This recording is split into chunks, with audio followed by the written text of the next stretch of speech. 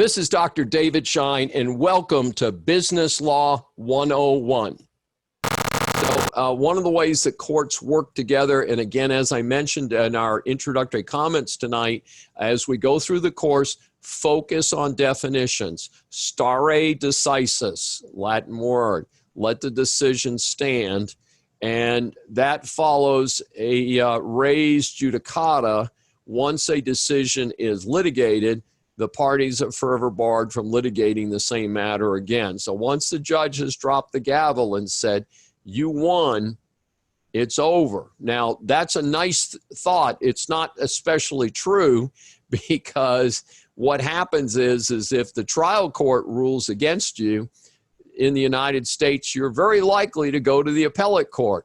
And if you lose again, you're very likely to go to the Supreme Court. So it's easy to call res judicata, but until the Supreme Court of a state or the United States Supreme Court rules against you, you've still got a chance to keep on fighting. And in fact, the American legal system for us business people is an exceptionally expensive system, and it costs businesses a great deal of money, unfortunately. So why is the common law, up here they use the term case law, they're referring to common law. What's the problem with the common law? Well, you got to try and follow all those court decisions. Some judges rule one way on a similar case, some other judges rule the other way. Well, how do you decide who wins then? The precedent does not stay forever. And I'm going to use a very specific example of this. In the distant past, courts ruled that after the Civil War, especially in the South, there were schools for blacks and schools for whites. And this became a standard situation. There were segregated school systems. And the courts ruled that separate was equal. Now, the unfortunate reality of that situation was that the schools that were attended by predominantly black students were almost always inferior to the schools that were intended for white students. This was a very poor, very sad state of affairs, and it lasted for a long time.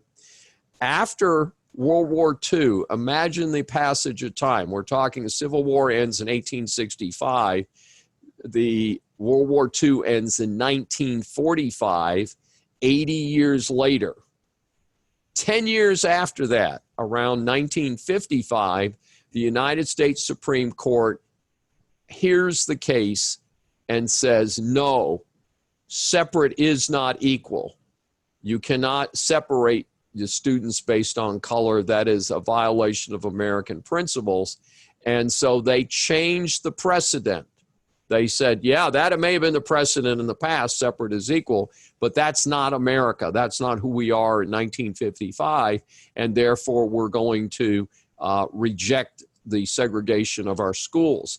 Now, that wasn't the end of it, because within the next couple of years, we had an issue of riding on buses. Believe it or not, in the Deep South, there was a situation where black people had to ride in the back of the bus and the white people were supposed to ride in the front of the bus.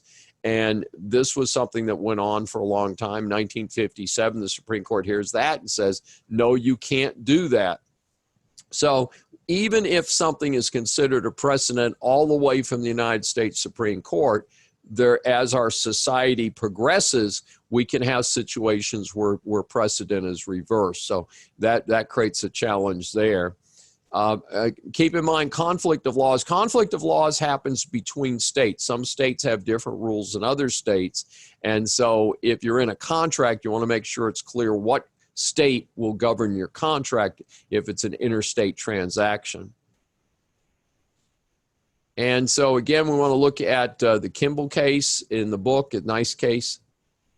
Estee Lauder, where the question was where the court's sitting if it's in one state versus another.